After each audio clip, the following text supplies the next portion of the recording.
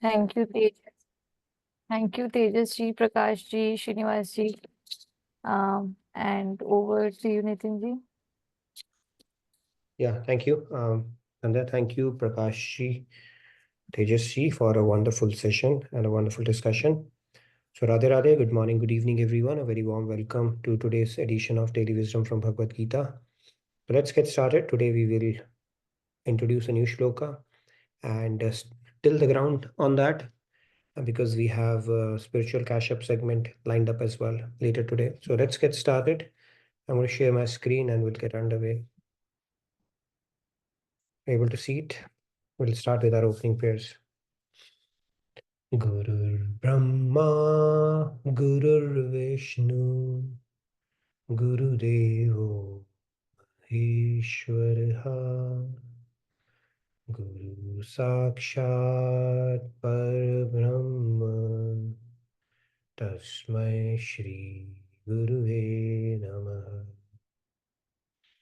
Vasudeva Sutam Devam Kamsachanuramardanam Devaki Paramanandam Krishnam Vande Jagadgurum Krishnam Vande Jagadgurum. Radhe Radhe, good morning, good evening, everyone. So let's get started. We'll directly get to the shloka today. No soul soup segment because we have the cash up segment. So let's get started. I'm going to recite this shloka and then we'll get underway. Bahya sparsheshva saktatma vindatyatmani yat sukham sa brahma yoga yuktatma sukham akshayam ashnute. All right, so let's take a few hands, 3 hands maybe. Okay, Tejas ji, Radhe Radhe, please go ahead. Radhe Radhe. Bahaya Sparshas Bahaya Sparshavaskat Vidyutmani Yat Sukam So Brahma Yoga Sukam Yuktatmam Sukam Akshayam Ashnute. Very nice, Tejas. Well tried. All right, let's take one more hand. Okay, I'll go ahead. Right. Bahya sparsheshvavaktatma Vindayatmani yat sukham Sabrahma yoga yuktatma Sukham akshayam ashnute. Very nice. Thank you, Sandhya. Now let's get started with our topic of our discussion. So this shloka, Lord is saying, those who are not attached to external sense pleasures realize divine bliss in the self. Being united with God through yoga, they experience unending happiness. Now, why do we get attached to sensual pleasures? External facing, we'll talk about that. And then we seek happiness, right? But there are faculties through which we do that. So let's get started with a story and then we will till a little bit of ground on this one before we get it deeper into this meaning of this shloka. So let's get started because it'll take a few sittings to complete. So we'll talk about the predicament of a man. And who's this man? As a wife. Okay. And the wife is asking him, requesting him, compelling him, whatever you may want to call it, to go watch a new release playing in the nearby multiplex. Okay, she's very fond of watching movies, and that's a request and demand. He has that. Okay, but guess what? This guy has another wife. Okay, the second wife. Apparently, she's fond of tasting something delicious at some place in a restaurant. The kind of demands he's having now. Before you make me gender biased here, okay, let's just say spouse. Okay, I picked up man and a wife, but don't get me wrong here. Okay, say okay, it could be the other spouse as well. I get that. just focus on the concept. But guess what? Then he has a third wife. This guy is polygamous, right? That's what they call it, polygamous. Yeah. So he has a third wife. Now, what she's saying is that, okay, let's go to the music concert of my favorite singer who's in the town, right? Badshah is going to be in town, and I just like his Vakra swag, so let's go that. It happens here in Dallas, right? Time to time, a lot of people come. So yeah, apparently she wants to go to a concert. This one wants to go to the new restaurant, that Flavors of India, which has come up. That's what I want to taste. And this girl, the first one, wants to watch that movie, the latest Bollywood flick that has come in. Okay, the latest release. It's like Friday, first day, first show. But guess what? The story doesn't stop her. Then here's another wife. She says, you know what? Let's go relish the fragrance of the flower garden this evening. And later on, we can go and buy that favorite perfume of mine, which is on sale, anyways. So that is the demand she has. And then there's another wife. Okay. She says, go out, meet my old friend who's in town. Just feel like hugging her after so long. Haven't met her for a while. Now, we do have tussles, right? We see that, it happens. Married men may start laughing here, right? With one wife, that those tussles go on, right? Tug of war can happen. And here you have to deal with 5 wives. So, and these 5 wives will be pulling this man in all 5 directions, competing priorities, each one of have, right? In different direction. And this is what our condition is. Okay, whether you're married or not, you don't have to be married, because we all have these 5 wives that we have to deal with. The first one is the sight. We're endowed with that sight. Now, sight, it looks for its object that it wants, right? It could be a movie, it could be a Netflix flick that you want to domain. The other day I was watching Panchayat. I love it. Okay, so it can compel you to have binge watching as well. In fact, Netflix CEO was saying that, who's their biggest competitor? Does anybody know who's the biggest competitor of Netflix? It's a Samanya Gyan, general knowledge question. Well, I expect much better. Okay. He said the biggest competitor we have is sleep. We don't want people to sleep. Okay. So they have to compete with sleep. So that is how it goes. And your eyes, the governor of the senses, all of these senses is intoxicated. He's already lost it completely, which is our mind. Go for it, because pleasure, it gives you pleasure. Yes, Andrea, you wanted to say something? So, and then statistically, it is said that, on an average, a person spends about 2.5 hours per day on social media. Okay, that is an oldest statistic, 2.5 hours. And then 50% of the people, time spent on mobile was done using social media. Okay, this is what our visual sense is taking us to these days, because our attention span is also dwindling. It is very powerful. We want to see things. And then YouTube takes an average of 40 minutes per day. And then you have Instagram, Snapchat, 30 to 40 minutes they do that. And then Instagram, it's about close to 30 minutes every day. If you have Snapchat and both, it all adds up, right? Pinterest also, it's about 15 minutes per day, depending upon, what younger generation is subscribing to.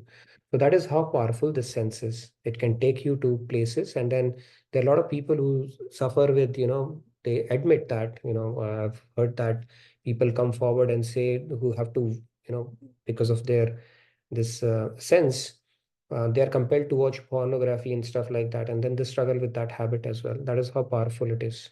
Okay, so we really need to be careful about this aspect of it, what we are feeding it, right? Like we have food for our stomach, the food for our mind.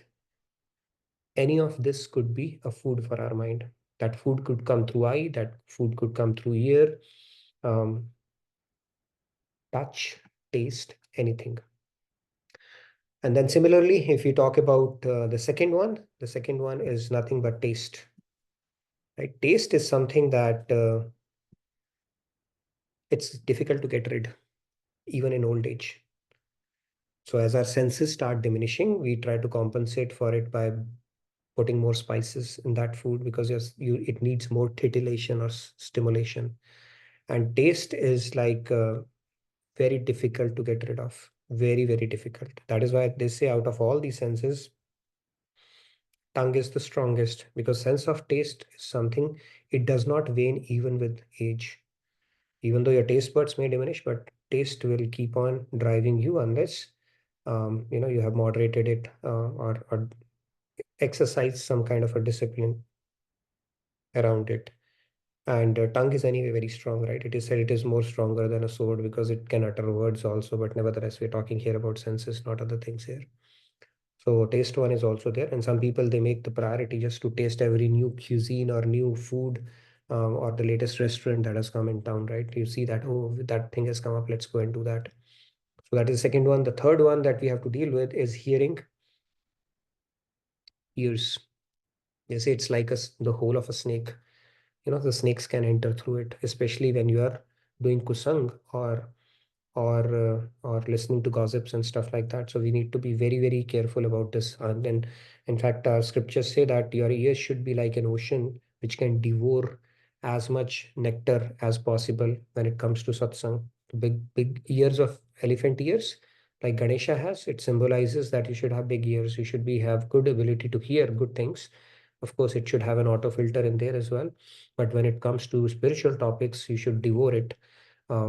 Like there is no tomorrow. But hearing is again, it works against us because we like to hear things and then we get some kind of a rush or a mellow or thrill or a kick listening to scoops around. Hey, what is happening? What's going on with this person's life? Okay. Oh, you know what? That person's in the neighbor's daughter has started attending, satsangs in the nearby temple. I thought you were going to give me some scoop that she has run away or something like that. So our ears demand that as well. Somehow our mind gets stimulated with gossip and stuff, and that ear becomes a faculty to do that.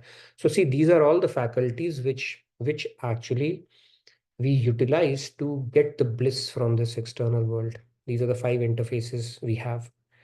And we got to be really careful about it because these are dangerous. And I'll tell you, I'll put it in perspective why they are dangerous. Then what we have, the fragrance, right? That is also, that can do our undoing.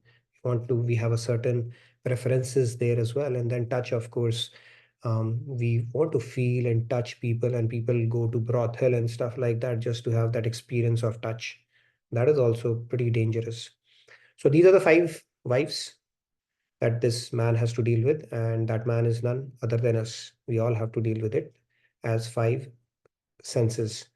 They are also called, I think, another word I think Maharajji was talking about is stepwives, right? Sautan or something like that. They call it in Hindi, stepwives. Got to be careful because these can easily derail your journey at any point in time. Now, these are pretty powerful. As we will see, just to put it in perspective, we have to deal with five of these. Now let's look at some of the species here, okay, and what can these senses do basically. Smell, touch, hearing, sight, we have already spoken about it. So let's put them into motion, right? So now we talk about deer. They are attached to sweet sounds. The hunter attracts them and starting melodious music and then kills them. It brings about their downfall. Then we have a bee who is attached to fragrance. Now while they are sucking its nectar, the flower closes and said, okay, you know what, let me extract the last drop of it. There's still a little bit more juice left. Now the flower is looking at closing down its petals because it is sunset, but it is not able to let go of that relish and says, let me extract a little more, let me extract a little more, and the petals close and it cannot escape from the petal. And then uh, animal comes and devours that lotus, and finally bee finds itself inside the stomach of that animal. So it brings about its downfall, not only the trap, but it has to give up its life. Then what else? Who is the next one? Then we have got fish. Taste, the tongue we spoke about. So the bait and switch that happens with the fish, because of its taste, it gets caught in the fisherman's net. Um, and then we have, who's next? This one is interesting too, right? Elephants, the sense of touch brings about its downfall. Hunter uses to trap the male elephant by using the female elephant as bait to draw it into the pit. And then last but not the least, we have these moths. You see that? They are drawn to light. They come too close to the fire and get burnt. So one sense is enough to bring about a downfall. We don't need more than one. And here we have to deal with five of these. That is how As humans, we enjoy the privilege, but at the same time, it's a double-edged sword.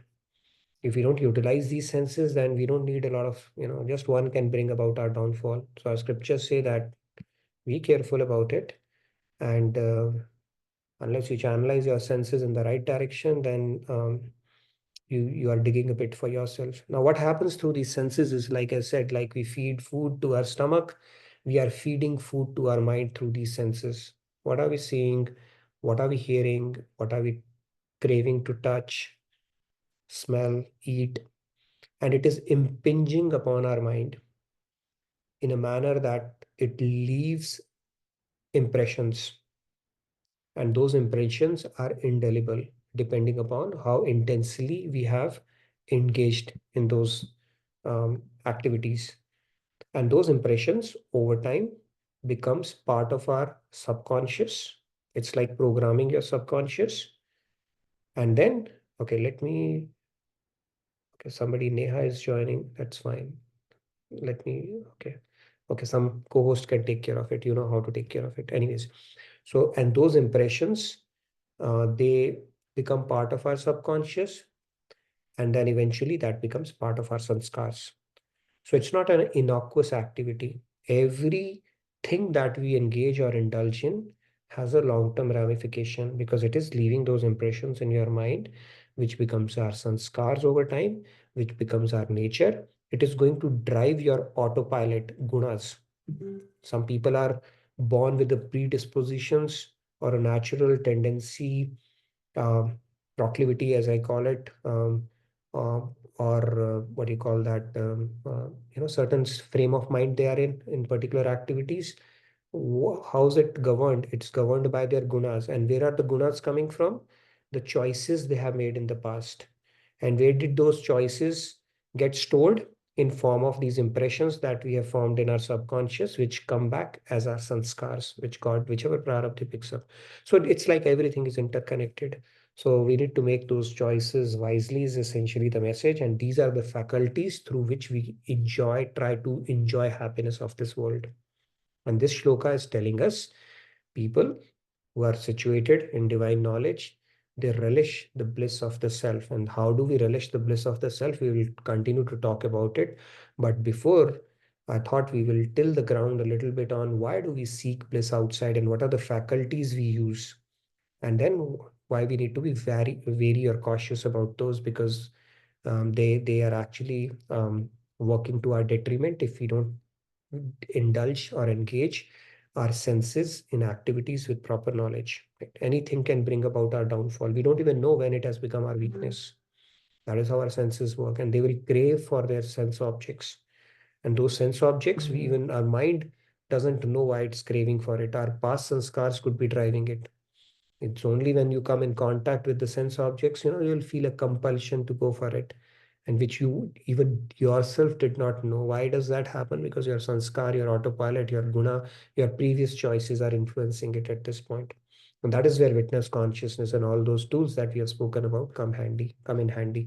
Anyways, we'll continue to build on this discussion. Hopefully, it gave you a bit of a food for thought around how powerful these senses are when we look at it, all the five species and the five wives, the concept of five wives I wanted to bring in.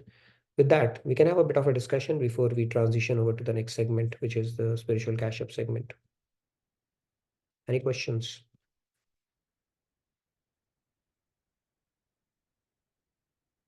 I did not hear a pin drop today. Okay, those are senses and non-senses, and their boss is even more crazy. Okay, the boss is mind, who's sitting on top of these senses. He says, go for it.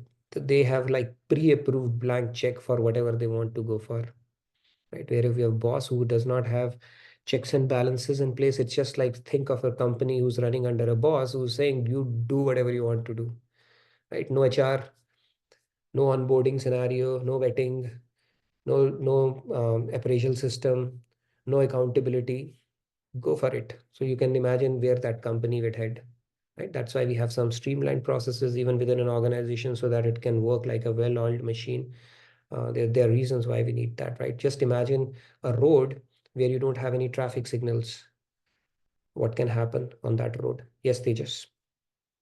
Radhe Radhe Tejas ji. Radhe Radhe. So this is again, your subconscious mind is dictated by the neuroplasticity, or is it because it becomes a part of your second nature, right? Like to go for, or because you also mentioned about gunas also. So is it partly because of the habit loop, or partly because of previous sanskar, or it's a mix of everything? See, guna is part of it, the autopilot. There are two aspects to it. One is the autopilot aspect of it. That's the So on a, neuroplasticity. That's so yeah, the automatic part is something that you have previously acquired, right? The guna that is okay. out there. But then it is reprogrammable. Right? But you would Hmm. reprogram it only if you take a back seat and take a manual control where you start feeding right information to it. So it is auto programmed because of our past things. Our gunas have taken control over us, right? We have certain tendencies that we are prey to. But then our scriptures tell us you do not just follow the script. You take a pause back because you have a golden opportunity to transcend your gunas in human form. Now you may have certain tendencies to begin with. That doesn't mean you have to be servant or enslaved to those tendencies for the rest of your life and continue to deepen those. Now, you may be a thief. There is a story in scriptures, right? There was a thief who goes to a king's palace and he steals something, and then the king comes, and then he hides beneath his bed, and then when he's there, he has a scriptural moment at that moment that, oh, you know what? I had read in scriptures that now his tendency is to steal at that moment. But that person said, I had heard somewhere that if you steal, then you go to this Kumbhi Nark and stuff like that. So that knowledge starts coming in. But then again, he has a choice whether to cater to that knowledge or to cater to his low nature, which is telling him, go Amazing. for it, go for it. So we have an ability to transcend our gunas. We need to be mindful. We need to take a step back. We need to have witness consciousness. We have to have right knowledge and all that stuff. So we cannot say, I have to do bad because I'm bad. Like Duryodhan said, I know what is dharma, what is adharma, but this is my tendency to do adharma. So I will do. I mean, it's an argument, right, to an extent that you have an autopilot because of your gunas. But then that is why God says, acquire the right knowledge and then transcend your gunas. You So, don't have to be subservient to them. Yeah. so when Duryodhan says that, is basically his intellect is contaminated at that point because he knows what is wrong and what is right, but he still is doing it. That means his intellect is contaminated, right, or corrupted in that at that point. Corrupted. He's like right? You hear those stories of even some Hollywood celebrities I've heard. They are I forgot her name. Kleptomaniacs, compulsive, Kleptomaniac, yeah. Hmm. compulsive thieves. Now, Compulsive, yeah. do they need it? Is it lack of money? No, it's like they feel impelled to do that because of their past sanskars. So he's Hmm. talking something like that only. I know, but then I'm compelled by my nature and I feel helpless in front of it. Right. So is that a fair argument is something we need to think about. God has given us Yeah. this faculty now to use. If you know something, then you better put it to use. There's a story of this couple where a thief comes to the home and wife says, you know what, I think the thief has come. So husband says, of course, I would know that because I'm a policeman. So then she said, I think he has already entered the house. He said, who else will know other than me because I'm a policeman, trained policeman. He said, I'm hearing him, putting things and starting the steel process. He said, of course, I know what. He said, I see him running away now. He said, of course, I know that. So if you know that, you didn't do anything about it, right? What's the point of knowing? So the whole idea is, as humans, we do have that ability. So acquire the right knowledge and then put it to use so that you can transcend to gunas. But think of the other scenarios. If you don't transcend the gunas, then you are feeding the gunas. That means you are only deepening Hmm. the gunas further. And it's Hmm. like you already have a pit, you are making it deeper. Now you have to climb Deeper, yeah. more. So that's the Yep. whole. Yeah. Perfect. Thanks. No worries. All right. Any more questions, or we can move to our next segment then? Okay, we'll continue this discussion, this shloka, as we have barely started. But I hope you're able to understand that we are in a precarious situation, that for these species, one sense is good enough to bring about their downfall, and we have been given 5 of them. Okay, so our probability of failure becomes 5 more times, and our probability of adding to our sanskars anyway is multifold if we don't use our head in accordance with the instruction of our scriptures. So that was the whole message of today. With that said, let me hand it over to Cash for our spiritual cash up segment. I think we're going to get another treat today. So all yours, Cash. Go ahead. I'm going to stop share.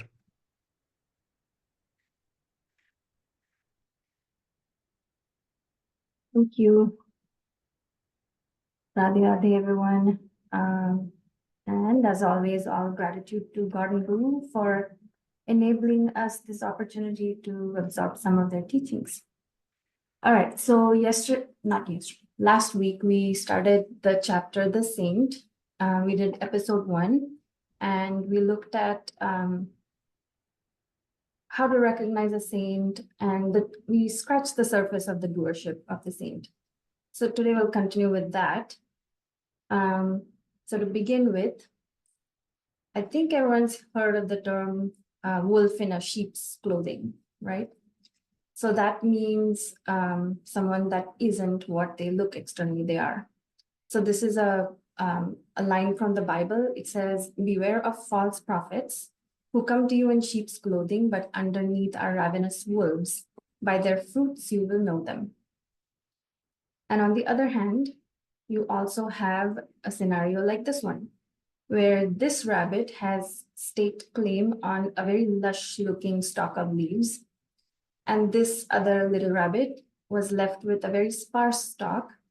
But if you look underneath the surface, the little rabbit actually has ended up with a bigger bounty, but that's not visible on the outside. So the point here is not to be fooled by the external show of greatness or simplicity, because sometimes there's more than meets the eye.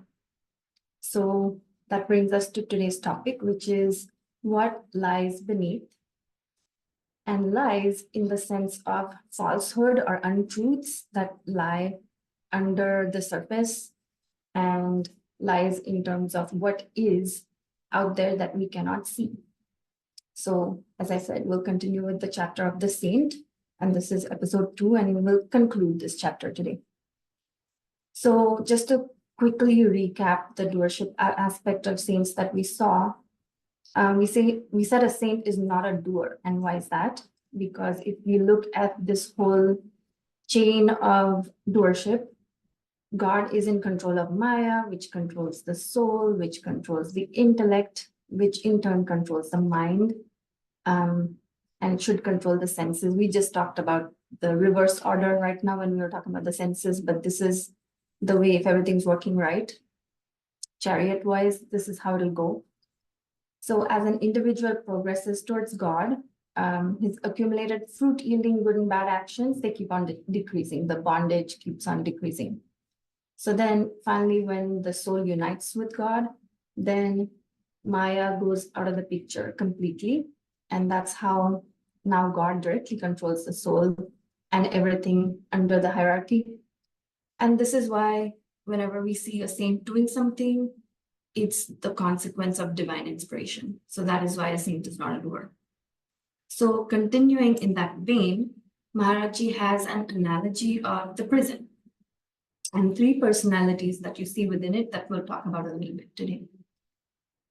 So everyone knows, hopefully not through personal experience, that a prison is a place where criminals are legally held as punishment for a crime they might have committed. So, however, not everyone that we see within a prison is a criminal, because this first person, one of the 3 personalities, is a prisoner sent here to suffer punishment for whatever illegal activity they were involved in. So they're always going to be at the prison. They're going to be held there. The second person is the prison warden, and his job is to look after the welfare and reformation of the prisoners. So he's also going to be remaining at the prison, but he's not imprisoned within it. He's there to do his job. And the third one is some personality like a governor who is at a prison to inspect operations and to just check on the general welfare. So he doesn't stay at the prison all the time either. He's only there on a special visit. unlike the other two who are always at the prison. So continuing with this analogy, Maharaji then compares these three personalities to the three types of souls that we saw last time. So the prisoner can be compared to us Jivatmas, who are here trapped in the cycle of birth and death until we escape Maya. So that's why we're always in this prison. And then the saint can be compared to the prison warden, because they have actually attained eternal bliss, but they stay in the prison to help others attain God. Just like the warden isn't being held in the prison, but he's just there to help the prisoners. And then the governor can be compared to God, the governor of Maya, who also descends from time to time on special visits in different ages when circumstances warrant his direct intervention. So this is kind of the comparison that Maharaji provides for the three types of souls. So now, digging deeper into that, if we look at the doership aspect, all of these personalities are in the same external environment. In our case, we're here in this material world. In the case of the prison, they're in the jail environment. But there's a vast difference in their internal motives and why they're doing what they're doing. So for Jivatmas or prisoners, we are just here because we have to be here. We're bound by the shackles of Maya until we manage to escape it. So everything we do is colored by its three colorful properties, and then we have to suffer its consequences in terms of karma. The saint, however, is a liberated servant of God and does nothing. It is God who performs actions through him using his personal power, the Yog Maya Shakti. And similarly, God himself personally also performs actions in his dissensions through that same Yog Maya Shakti. So that's the point here. It's just these types of individual or Jivatma souls that are actual doers. And for saints and God, it's God who's doing everything. So although the actions of these two types of souls can appear to be worldly, we have to keep in mind that their real nature is going to be divine. So what Maharaji is saying is external actions that are divine in nature, they cannot be understood by material intellect. And the argument is, if God and saints are completely fulfilled with eternal happiness, then why are they doing anything at all? Why do they need to do anything?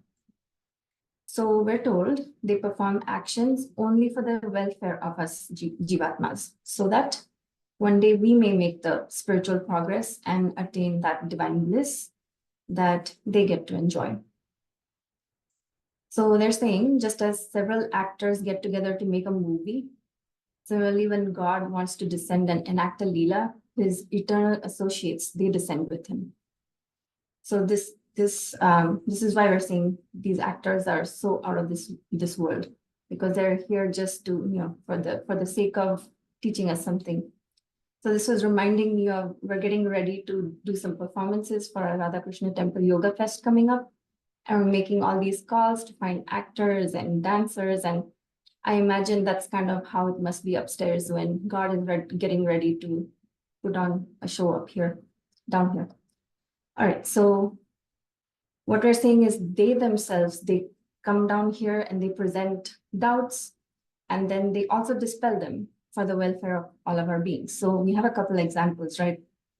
Shiva and Parvati. So Mother Parvati, she got deluded in the Ramayana, and she was wondering why Ram is God and why would he get so anxious and agitated when he lost Mother Sita. And so she wanted to test him. So those are all just incidents to kind of help us teach how not to view divine actions with our material side. And of course, we're in the Bhagavad Gita class. So our friend Arjun also had all these anxieties and fears and asked all these questions of Krishna, which are helping us today navigate our own lives. So these are a couple of examples of how God and the saints put on a show just for our benefit so that we may learn. So what about imitating those actions in terms of learning them? Just because we have spiritual accounts of divine personalities. They kill people and they have these wars. Does that mean it is okay for us to perform these actions? So Maharaji warns us, imitating these actions of saints may not be necessarily, it may not make sense to our intellect. So only try to imitate the good actions of saints. The instructions of saints, we should accept them. But as far as their actions are concerned, we have to be mindful of our own spiritual level. So for example, Lord Shiva, he drank the poison during the Samudra Manthan, and then he got celebrated as Nilkant, the blue-throated one. But imagine if we drank poison, we'd get blue in the whole face, which means we'd be dead as a doorknob. So the one thing that we have to understand is, as long as one is under the control of anger, greed, and all those negative qualities, we cannot play actions. So we are going to be the doer of our actions in that circumstance.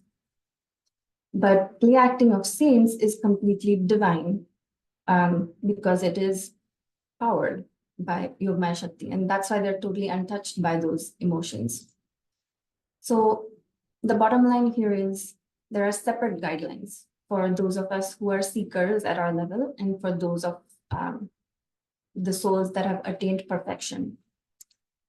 For example, when we're still studying in a university, then we have to follow all these rules about classes and dress code and attendance and such. But once we graduate from there, then we're no longer held to those rules. We have other rules that we can then follow. So Maharaji also gives the analogy of an acrobat. So if we watch this tightrope walker, tightropes are tied hundreds of feet above the ground.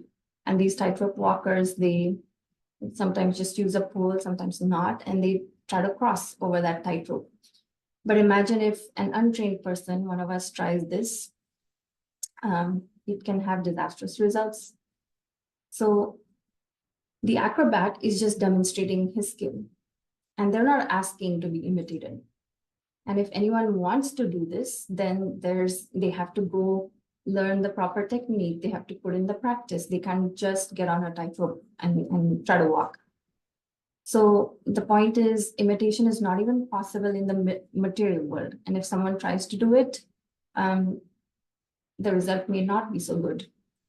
So when imitation is dangerous in the material world, then imagine the consequences of imitating God and saints, because they have unimaginable divine powers that we do not even understand. So then, what are the 6 signs of recognizing a saint if we can't do it with our material intellect? So the first one is, look at their nature. A saint is simple and innocent like a child, and they remain unaffected by both praise and abuse. So we have Buddha's story where someone kept hurling abuses and insults at him. And Buddha said, what do you do if someone gives you a gift and you refuse to take it? They have to take that gift and go back. So if I refuse to accept those insults and abuses, then they have to take them back.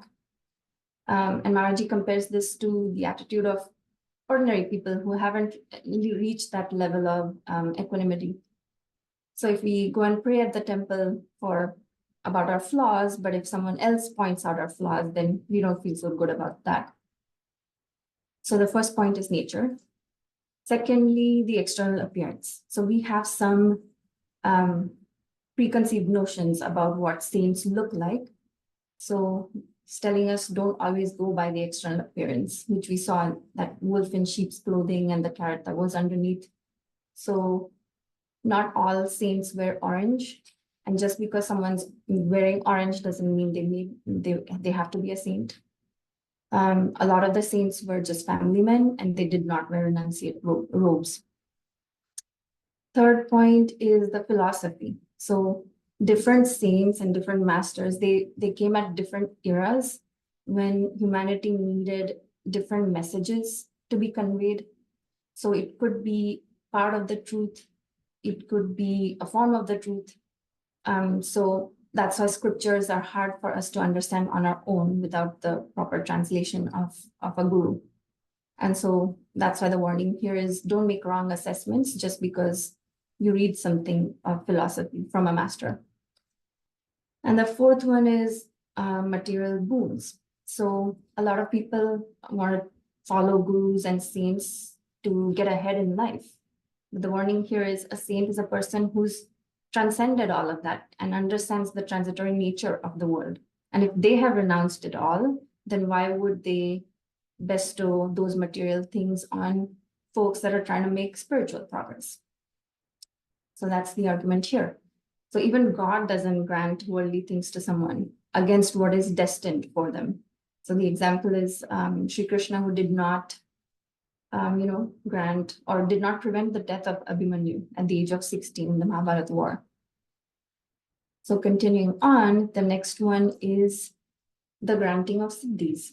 So a genuine saint will never show off miracles or reveal supernatural powers or siddhis just to attract devotees. So there's 5 different categories of siddhis we'll look at. The first 3 are material, the next 2 are divine. So the first one is tamas siddhi, also called bhut siddhi, in which they take the help of a demonic spirit or evil forces. The next one is rajas siddhi, which is used for the protection of people. So this is better than the tamas siddhi, but it's still material.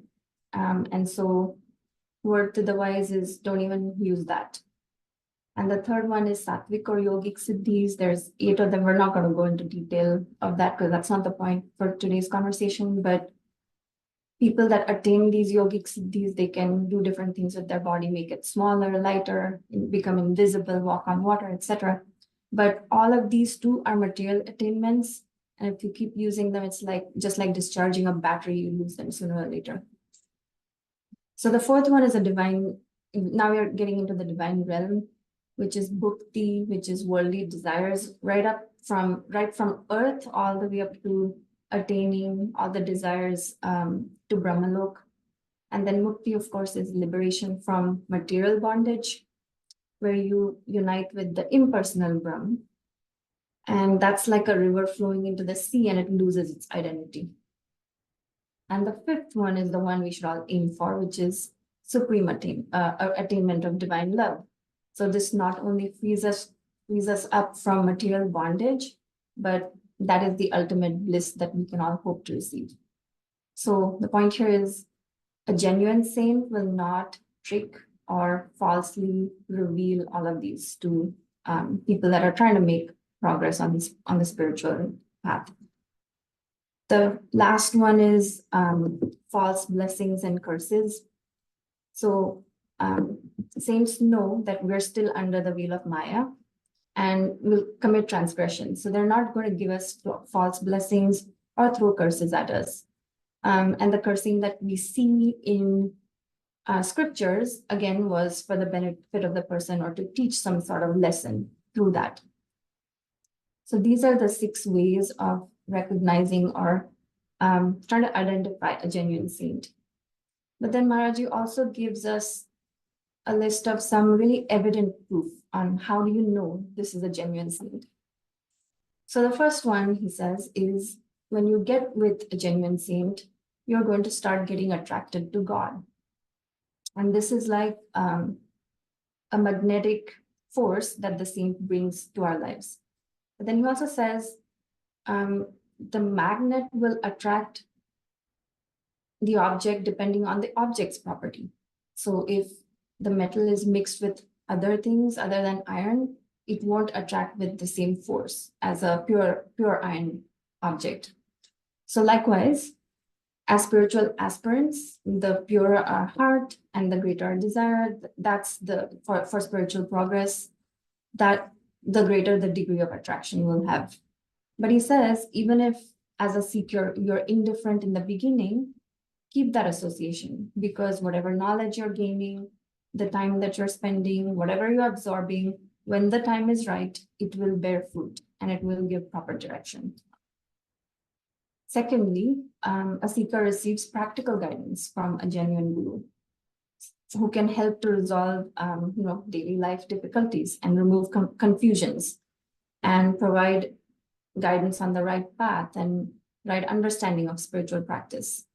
And as an example, we have Swamiji's SMEX, which is, if you guys haven't subscribed, I would highly recommend it because it has a whole range of folks who ask questions from daily life, starting from students, school students to retired senior citizens. So you get to hear a whole range of questions and doubts that apply to all of us, and some of our own questions get answered in the whole process. And it also gives some comfort in knowing everyone struggles with similar things on the spiritual path. And the third one is seeker receives inspiration through divine love. So when as devotees, we see manifestation of that divine love pouring through our guru or the saints, that gives us hope that one day we can reach there. So Maharaji talks briefly about the sattvic bhavs that sometimes you see expressed in saints. Again, we're not going into detail on that front today, but the point is they're so full of divine bliss themselves that even though they're in the material world, sometimes circumstances, they get so into it that it's hard for them to simmer it down. And then you see outward signs of it. So he says, how long can the swelling waves of the ocean of divine love, which is brimming in his heart, be controlled? All right, so last piece of this conversation, association with a saint. So we have this saying, right? Jane binu from the Ramcharitmanas, Jane binu na hoi partiti, binu partiti hoi na priti. So the best way to identify a genuine saint is to associate with him for a while. The more you get to know the saint, the more faith will develop, and that faith will convert into love. So it is totally impossible to recognize a saint merely based on our intellectual observations. But when we detach from the world somewhat, that faith develops, then we meet a saint, then it's going to start creating some magic. So even a guru the stature of Brahma, Maharaji says, will be useless to a person who doesn't have faith or is full of doubts and arguments, because that is not the right attitude to approach a saint or guru with. Now, all of us have negative qualities like anger and greed, but not all of us are fully aware of them. So unless we do that self-inquiry, we become aware of our own shortcomings, and then we feel a need to improve ourselves.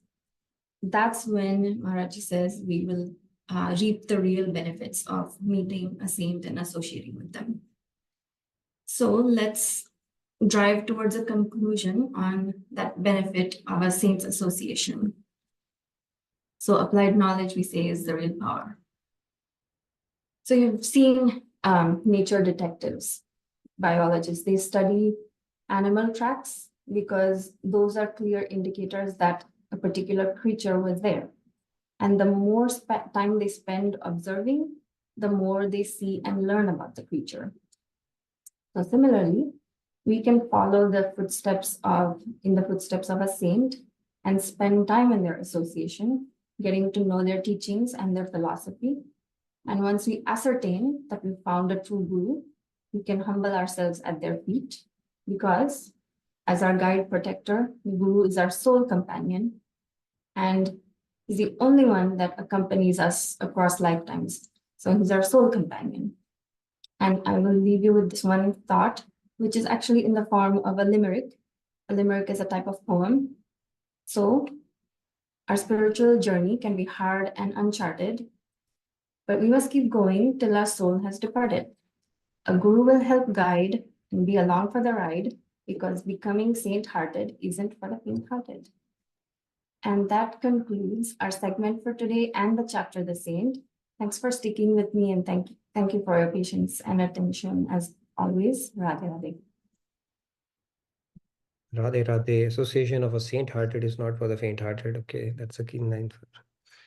Good one, Cash. Outstanding, like always. I can see a lot of accolades coming in. So wonderful, to the point, crisp, and a lot of wonderful nuggets. How to recognize the faint, what we can expect when we associate with saint and so many wonderful nuggets. Yes, let's open it up now for participants to chime in, and please put it the feedback tracker as well, if not already. That way we can get it going. So let's have some questions for Cash and more accolades that can flow in. So let's open it up. Go ahead, Sandhya. Okay, Radhe Radhe. Another excellent presentation as always. So thank you, Kashli. I had one question. Is it necessary for the saint to confirm that they are a saint and they have realized God? You want to take that? Should I take that? You can correct me if I'm wrong. Go ahead. What I've read and heard is not all of them will confirm that, just because they don't want to brag about it, and most genuine folks will not say, the minute you hear someone say I'm the genuine article, you might start to disbelieve that. So maybe not necessarily publicly, but how about personally? I do not know the answer to that. Nitinji, do you know the answer? I So don't know. maybe what I'm trying to ask is, The way I look at it is that it's seeking answer to this question is part of the journey itself, right? And there's no harm in seeking that answer. You can't seek that publicly, of course, because they will never say that, right? So Amiji has answered that question categorically in a public forum, that these are the things that have to be guessed as opposed to be spoken about. But then your personal association should give you enough indication, or it could be a question you can directly pose in person, in private. And it's a pretty fair ask to ask that and give it a shot, I would say, because seeking answers to that question, they may not answer it directly, but may drop you enough indications so that whatever roadblock is there in his head, it gets cleared over time. So I wouldn't say the scriptures are barring us, don't approach a guru and ask that question, right? Guru is like your mother, and we have to be like an open book in front of them. So you could ask that question however you want to frame that, but publicly I've never, I mean, they would not come and say, hey, I'm Golok Return or God Remains. So and follow up, actually, a related one is this, that suppose you see things aligning as per whatever framework we had in terms of personal association and the feelings that you get, right? But still, that individual is denying that they are a saint. Can you still internally consider them as a guide and follow them because you feel that listening to them, you know? as a guide, yeah, it comes with own caveats, right? Maharaj is categorically stated, you're pretty much on your own. Okay. But yes, as a guide, sure, but with a pinch of salt, um, especially if you're not, they're not guru worthy or things like that, because that always has to come with its own terms and condition. Maharaj has very clearly said that, I'm not going to take your accountability if you do something which does not align with, or so yeah, it's a tricky question. I get that, but yeah, at least guru worthy, somebody who's Maharaj ji, of course, no doubt, his extension. Again, coming to that also, okay, that also helps, right? As for Maharaji specifically, he also has an officially recognized Jagat Gurutam title. So for materially limited intellect souls like us, at times that also can be used as a helpful indicator. What do you suggest that Yeah, way? it can be. And then I think then Guru, God, see, the best proof about a saint comes from God himself, because he's seated within, he'll reinforce that belief, because he's waiting, first of all, to make you meet with a saint because you have been genuinely seeking it. And that nishtha, shraddha, right, which is deep faith, God will settle it down over time, right? So that strongest proof comes from God making it click inside you, because without that, it's not. But yeah, it's part of the journey. When does that happen? Or it can happen quickly, or if you have access to Guru, you want to ask him questions like a child would ask the mother, right? We should avail all the avenues until things get settled down. So I think it's the two-way communication that gets reinforced, because God is reinforcing your faith in the guru, And then the more you associate with the guru, you're getting more attracted to God. So both those things are indicators. True. And those symptoms are there, right? Your association with Guru should lead you to develop love for God, because he's like a fireball, right? Those some of the symptoms of saints. So yeah, there's no science behind it. It's your experience, journey, and bit of an art there as well. And God is of course there as well, right? So yeah. Yes, Dhuval, a few more minutes. Yeah, please fill out the feedback tracker as well. Yeah, Dhruvil, Radhe Radhe, please go ahead. Radhe Radhe. Thank you, Kash, for another amazing presentation. I had a question actually on maybe I don't remember the exact word. Maybe it's in the slide where you talked about the fifth sign, I think, of a true saint, and there were a few examples there. Um, the last one I think was divine love, was it? Uh, can you Yes. can you explain that one a little bit more? Like, is the point that they would not give divine love? I got confused a little bit over there. If you can explain that again. What was the point? I've forgotten. They won't outwardly purposely show the signs of divine love just to attract devotees. Yeah, it could manifest at times when, that Ashtasattvic bhav we spoke about, but they would not do an outward display of it generally, right? To attract devotees. So that's the whole idea. So there is one deal that you can get in, nearby office when you make your driver, and then one deal that saint can give you, which is divine love. Okay. Anyways, yes, Rahul. Okay, yeah, Rahulji, Radhe Radhe. Rather, I think Kumarji has mentioned a very nice point in the chat. He says, I think a saint will not say it outright that he's got realized. But what is our bhav? Are we in bliss in their company all the time? I think these are some of the indicators he's pointing. Yes, very nice, Kumarji. Thank you for stating that. Okay, Keshavji, Radhe Radhe. Radhe Radhe, Keshav. Radhe Radhe. I've come after a couple of weeks. Good to see Last you week back, I was in, Keshavji. thank you. Last week I was in New Mexico for 4 days retreat. It was in Hanuman temple, and the surprise thing was that 95% Americans were there. We Indians only 5%. And that their Was guru it- is like that Neem. I forgot. Was it Neem a Karoli Baba from India. Some of you must have heard him. And even your CEOs of American companies have visited him. Anyway, before your that, voice? I was in another student, I mean, of course, Kripaluji Maharaj follower. And it was for, I think, anyway, Rahul is saying something, but muted. No, we are Anyway, able to hear you. so, Your like- voice is going on and off. Okay. So, yeah, the beauty was, like I said, and my take is, like, if in whatever form of God we worship him, he bestows that blessing. That's the beauty of this creation. In whatever form we worship, like in Hanuman Mandir, people narrated incidents when they have seen Hanumanji. And in Gopeshwari Didi, people worship Kripaluji Maharaj because they have seen him.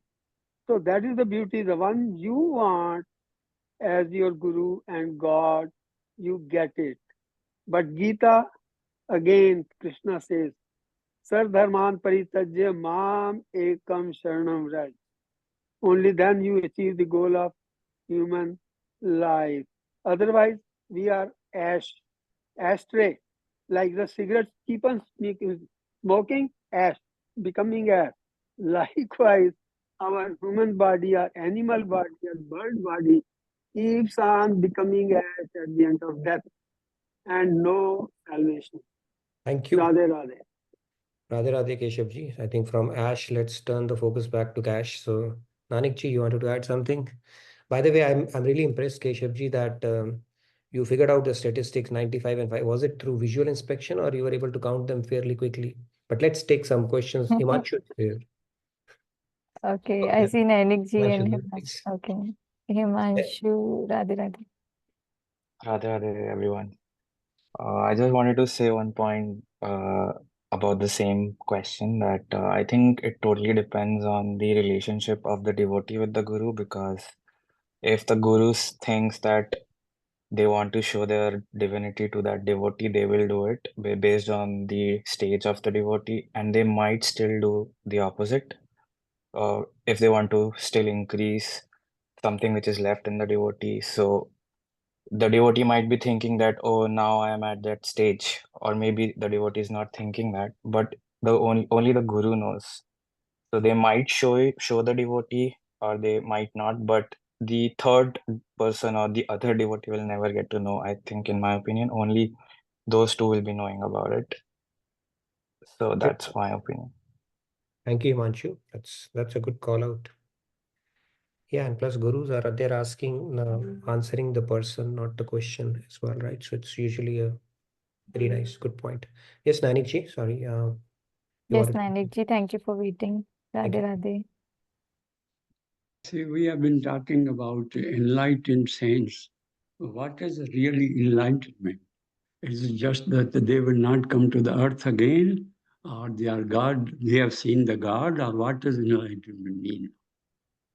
Yeah, enlightenment means you have attained that Satchidanand, the divine bliss of God, and then you are not obligated to come back to the cycle of life and death. Obligated. That means it's not that they cannot come back. They can come back. They may come back as a saint. They may take on a job that God gives them at that point. But then they're not obligated. They don't have to go through this cycle of life and death and be part of this 8.4 million circus that we are in, right? But they may choose to, but then they are beyond Maya at that point. That is what enlightenment means, or God realization means. You are situated in perfect bliss, knowledge, and eternity at that point. And you are beyond this cycle of Janam, Mrityu, Jara, and Vyadhi, which we are subjected to. Life, the birth, death, old age, and disease. And then they are in God's company forever. But they can continue to serve God as a saint. They may come back and work, help out. It's like a beggar hitting a jackpot, and then he says, all right, let me just go out and see, do some begging just to experience how it used to be previously. But in this case, he may come on the instructions of God to help take more people towards him. But they are not obliged to come back anymore. We are forced to, obliged to, because of our karmic cycle. They don't carry any fast karmic cycle at all. Hope that answers your question, Anikji. Sandhya? Yes, like somebody asked Swamiji about, like my son, he follows the art of living. And he asked him if Shri Ravi Shankar is enlightened. Swamiji said yes. So other saint can talk about other saint that he's enlightened, but they themselves don't say anything. Okay, so I think we need to return the favor to Swamiji then by asking Shri Ravi Shankar ji. No, he didn't ask directly to Swamiji if you are enlightened. He asked him if Shri Ravi Shankar is enlightened. He said he is enlightened. Okay. Okay, that's at least my understanding of enlightenment. If it is loosely used for something less significant than God realization, then I need to clarify with Swamiji. Okay, but that was my understanding. Like they say Buddha was enlightened or somebody who's enlightened. That means the bulb is on and that will not go off again. So yes, there's a good to know that. Buddha attended nirvana. That is enlightened. Thank you, Ranikshi, for bringing that out. So I actually wanted to add one thing here, which also relates to the presentation Kashdi gave. Like she talked about this comparison with the prison, right? So one actually difference that I wanted to highlight, that the police person, I don't know what was the term you used, I forgot, but there is a difference between them and the saints, which is this, that person is motivated by self self-desire or self-seeking, like they're getting salary or whatever, right? But saints have no selfish desires. They are totally working for the welfare of souls, and that really makes them very, very special that way. Like no, that's the only purpose for which they come back on this earth. True. So yeah, Any activity that saints and God does is born out of compassion and for others. No activity they undertake, which is bereft of a feeling of compassion or that grace or helping others. because they are themselves seated in eternal bliss, so they really don't need anything, right? They So, have yeah. nothing more to achieve, basically. They are already seated where their cup is already over full. Yeah. Yes, Pratusha, last one for the day. I know we are over. Mentor. Radhe Radhe sir. Actually, thank you for the wonderful presentation, Cash. I was thinking about this enlightenment question, and I was just asking some questions to the Swamiji chatbot, and where my questions was is like, what is Satchidanand? So you said that it is I mean, what is enlightenment? Attaining Satchidanand, right? So what is the bigger understanding is we recognizing ourselves as soul, right? So I asked the question whether is understanding you're a subtle body soul. The chatbot said no. Is understanding that we are causal body soul? He said no. Then what is the soul? So the chatbot said existing as his energy. So which was a very interesting take. That is soul is his energy. So that is enlightenment. When we are in that state, we will understand that we are the soul. We will have all the knowledge that we want at any particular point. Not like God all knowing, but whatever we want. And Anandis will always, yeah, always happy. Thank you, Pratusha, for bringing that. Yeah, situated in I definitely gets us closer to that part of it. But yeah, that's another topic for another day, that self-realization equal to God realization or not, because now we are thickening the plot. But yeah, subtle body, causal body are definitely not soul. They are the baggage soul carries, and those are burnt off when we do the realization. That's true. Chandan has said that Santar Hide Navaneet Samana, that saints' hearts are like butter. So very nice, good statement. So with that, I know we are a little bit over time. So thank you, everybody. I think we'll probably give it a pass today. So We'll can continue. we show Do that Bhagavad Gita reel or even not that? do we have time? Maybe if you want to show, go ahead. It's less than a minute, right? Yes, correct. Yes, and it's for the community, of the community, so it might be What is nice. that? You saw Can you that, see the right? screen? For the Can you see community, the of screen? the community, by the Like community, our Bhagavad Gita for the community. community. Okay. Yeah. Can you see the screen? Yes, we can, Rahulji. What do we need to do basically? We need But to it's not, we can't hear anything. forget about the outcome, put in your best and leave to God the rest, kind of a deal. Right? It reminds me of the match I was seeing yesterday. You know, whenever I'm watching match of India, I'm a little bit of butterflies are fluttering here and there, although it has become much better now. But yesterday I was watching, I would care less whoever wins. Just wanted to enjoy his 4 and 6s, okay? Because US Canada was playing, so you just wanted to check it out. So you wanted to just enjoy it, okay? You don't care who's winning. So that is becomes much more fun. Right? If you, when you see it, but when you start supporting and now emotional attachment is there and now you're invested in a particular outcome, we know what happens. So God is saying, just enjoy it, okay? So this is the third step. Then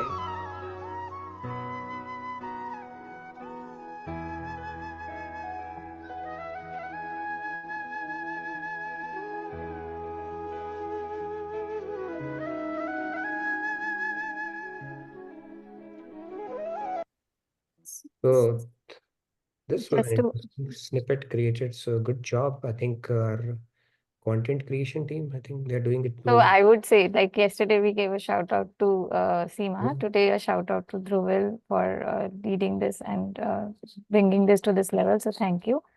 But I also wanted to point out that these reels are made, like one thing that we take these group pictures, see, this is how they get utilized. So more of us, when keep our video on, it will be useful for inspiring many other people.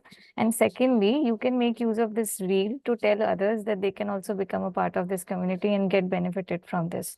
So please feel free to share it across and invite them to become part of Bhagavad Gita family. Thank you. Yeah, I think that's the idea. And I think in our session, most of the people, they have come through verbal testimonials only. So anything that can help them get exposure to this wonderful philosophy that Maharaj and Swamiji has given us, get them, inspire your friends, family, whoever can come. So thank you for putting in work, Dhruval and team. And I think this we'll be putting it as YouTube shorts as well, so that people who are more used to of YouTube can also share it across. Yeah. Great.